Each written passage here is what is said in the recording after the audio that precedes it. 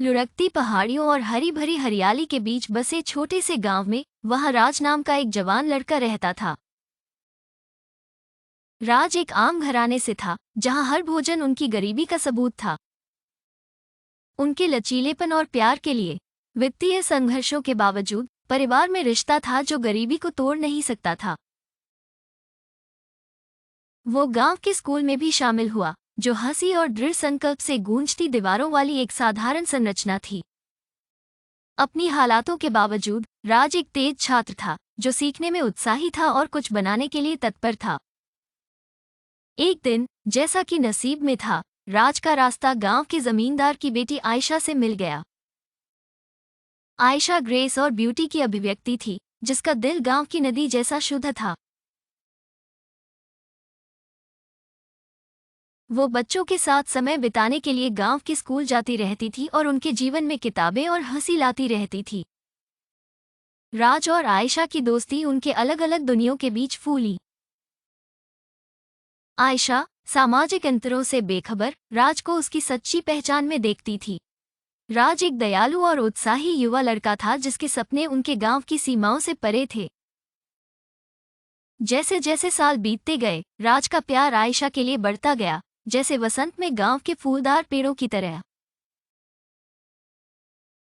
गांव के सोशल जुगाड़ ने उनकी दोस्ती पर एक लंबी छाप छोड़ दी थी। आयशा के परिवार ने उनके रिश्ते को मना कर दिया, सोचते थे कि अमीर और गरीब के बीच बंधन नहीं होना चाहिए। सामाजिक नियमों से नहीं हटा हुआ, राज ने सपनों को बढ़ावा देना जारी रखा। वो बेशुमार रातें मिट्टी के तेल के धीमे प्रकाश के नीचे अध्ययन करता रहा, जिसे शिक्षा उसके गरीबी से बाहर निकलने का एकमात्र रास्ता लगता था।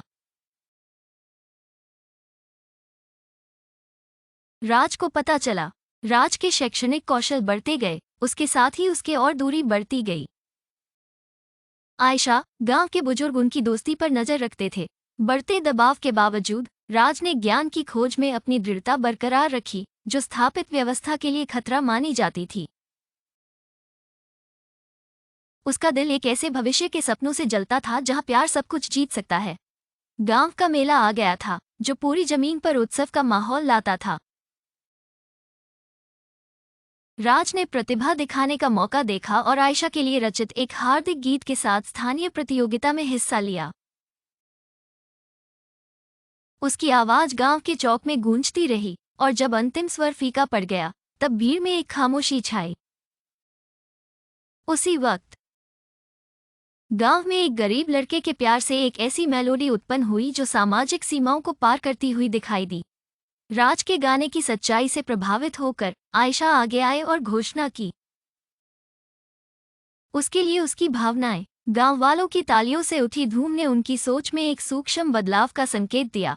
एक एहसास की प्यार और दृढ़ संकल्प समाज द्वारा बनाए गए अंतरालों को भी पार कर सकते हैं। युवा जोड़े अपनी मुश्किलों से निपटने के बावजूद, उनके बंधन की ताकत एक उम्मीद की किरण थी जो एक गांव को बदलाव को गले लगाने के लिए सिखाती रही। और इसलिए डूबते सूरज के आलिंगन में राज और आयशा हाथ में हाथ डालकर खड़े थे, भविष्य की अनिश्चितताओं का सामना करने के लिए तैयार थे।